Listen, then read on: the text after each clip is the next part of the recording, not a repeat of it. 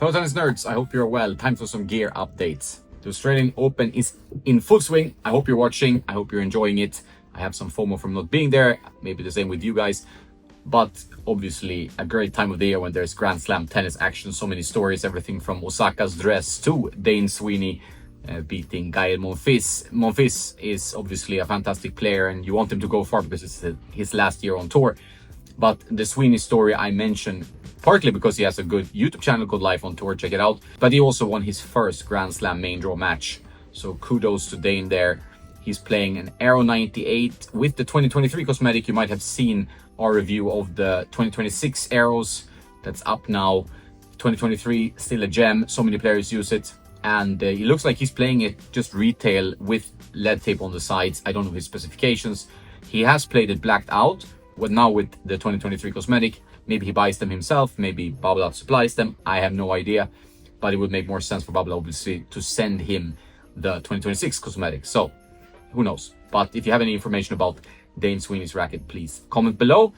We've also received a message about Tiafoe's light racket specs. They are surprisingly light. Pros are going lighter. I've talked about the swing weights going down, 335 being an average in the ATP Top 100, 335 strong swing weight. I think we're going to see it go lower. I think it's going to be around 330 strong average swing weight, if it's not already. So players are playing lighter rackets. They're swinging them faster. The rackets are better. That's my opinion. And they can play with lighter specs. Tiafoe still surprised me a little bit. Big foe as he's called with his Percept. Strong swing weight, 326. Something I would like personally. Obviously not at Tiafoe's level. 312 grams strong, which is very light. He's playing like the 97L then in that case. That's what I've been told from someone who has handled his rackets. 42 pounds string tension. Obviously take some of that impact, and with a light racket and low tension you can use your hands and generate some power and still get some decent, cupping of the ball and string bed, some stability through that. But yeah, impressed that they can play so light. I've actually heard a story from Russian media about Bublik, like a main man now to beat because he's so good these days. I mean, top 10, but can he move into top 5? Possibly. He's playing so well. 1-2 straight set matches so far. Obviously won already a title this year. Bublik is a fun guy to watch. Plays blacked out arrows, as I've said before. He plays them really light. So I've heard that he actually removes some of the grommet strip, he used to at least when he got these rackets, to get them down to 290 swing weight. I would guess it's the swing weight. It wasn't quite clear in this article from Russian media, but it would make sense that it's the swing weights that's 290 unstrung, meaning 320 strung, 323 maybe with the 130 gauge RPM blast that he uses. So players are playing light rackets. They're stiff rackets, spin friendly, easier to use. So it's definitely a different tennis world than it was like 10 years ago. Don't slap loads of lead tape on your racket. I've said it so many times. I used to do this. That's why I'm saying it. I used to be quite naive with this stuff and want the racket to be a prestige with 370 swing weight. That's not the time anymore. It's better to play light, to be able to use a fast swing speed and control it through topspin. That's what these guys are doing so well. Then is Shapovalov. We've talked about him before, using an 18-20 E-zone. That's how he ended last year, as far as I'm aware. He played really well. Now, if you study his racket, it's a 16-19 pattern. So he's switched it up, maybe wanted a bit more lift. I always thought like the 18-20 on the ISO 98 makes no sense because it's already such a flatter trajectory on the ball if he plays with the 2025 edition. If you use that racket, you probably know what I mean. Like the ball is just missile low. So if you use 18-20, it's even more missile low and less, top spin. And yeah, what's the point of that?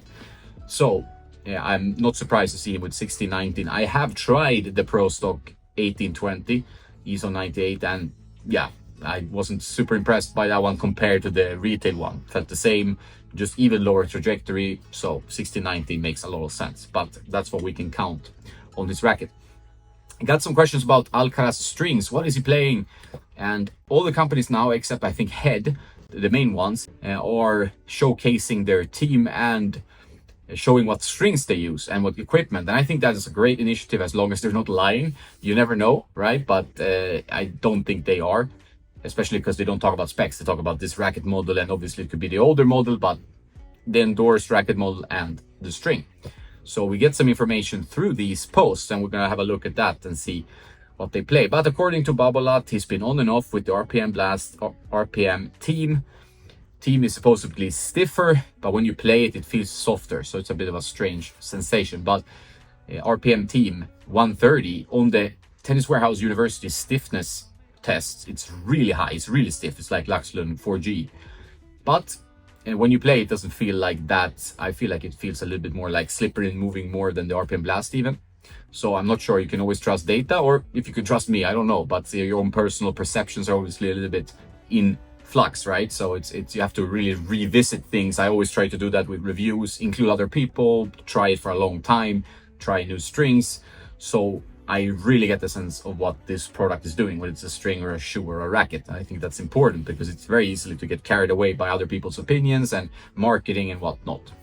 But if we have a look at these lists that they have so kindly posted, we have Yonex first, and they have published who uses what string. Ben Shelton using Politor Force instead of Politor Strike.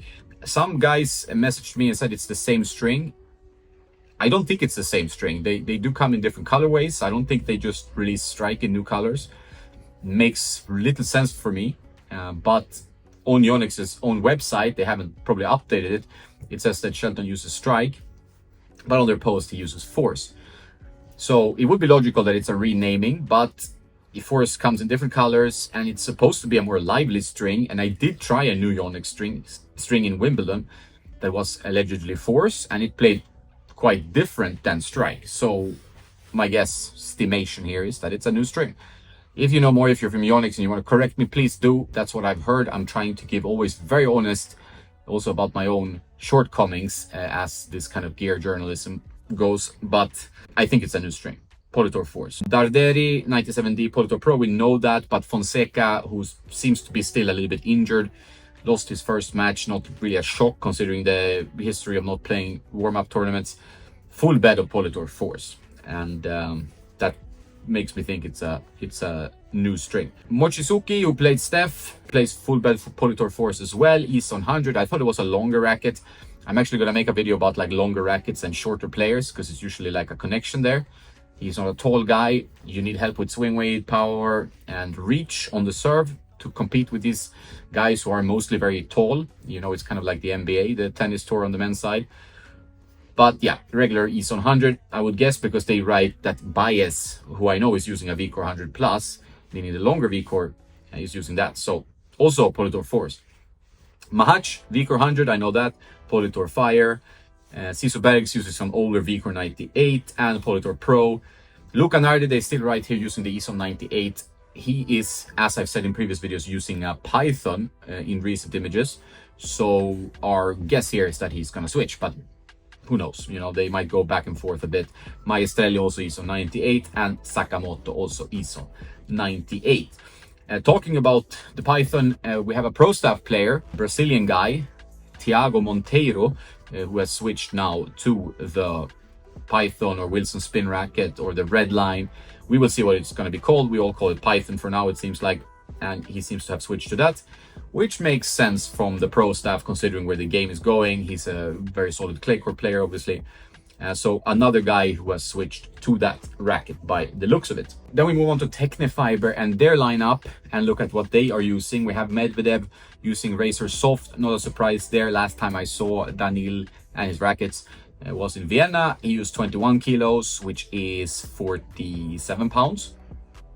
I hope I got that right. And pretty low tension. This is where the trend is. Opelka TF40, Grigspor T-Fight. Mute, who won today as I'm talking to you, he plays Fire. So they have revealed the new Fire, of course, which I am yet to try. I will try it in February. And when I go to see Technifiber, it will be interesting to try this new spin racket, considering that spin rackets are like the most hyped up and interesting category of rackets. You really need a good spin racket in your arsenal if you're a racket brand. That's the feeling I have. Svaida T-Fight, blocks also T-Fight. He strings his rackets pretty tight in tension because he doesn't like low tensions. I saw some real day posts. Some players are really open with their gear, some players are not. It's become quite common to talk about gear. Many other channels talk about gear besides Tennis Nerd, of course. It's an interesting conversation to have.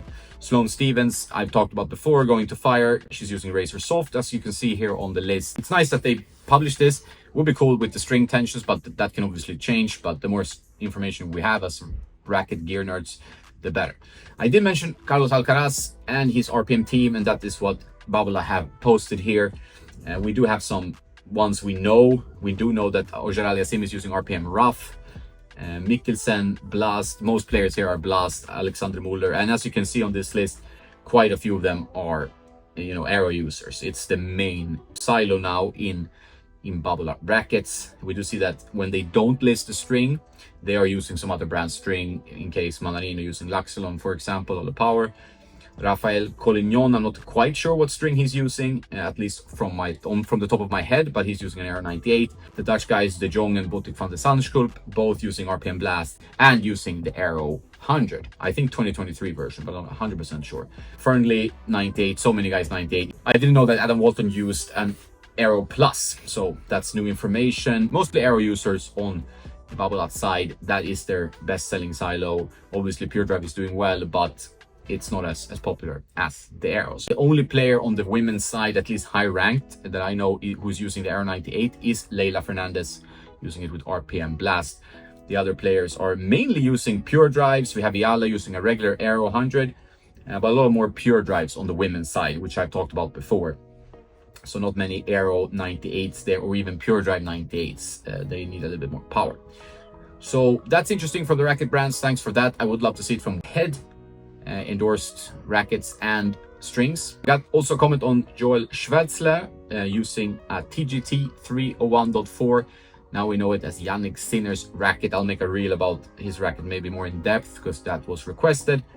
Could be interesting. I have the specs of Sinner's racket. I did publish it in a previous video, so maybe you can just go back and check, but I try to keep these updated as well as I possibly can. So those are some news. Players are using light rackets also on the ATP Tour.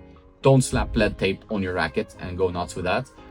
We got some string information and some clarification on who uses the 100 and the 98. Bublik, light racket, allegedly. He said it himself in interviews. He's even mentioned the number 290. I don't know if it's swing weight or grams. Swing weight is the only thing that makes sense. Tiafoe's racket, really light, very surprising. Dane Sweeney, full-on Aero guy now. But 2023, does he have a sponsorship? Does he not? We don't know. Please check out tennisnerd.net frequently during the Australian Open. We will keep posting there everything from predictions to news stories from our writers, Stefan and the other guys. Thank you guys who are writing for Tennis Nerd. We will try to do more videos and keep you posted and try to have fun with tennis. Have a nice day now, and most importantly, don't forget to play some tennis.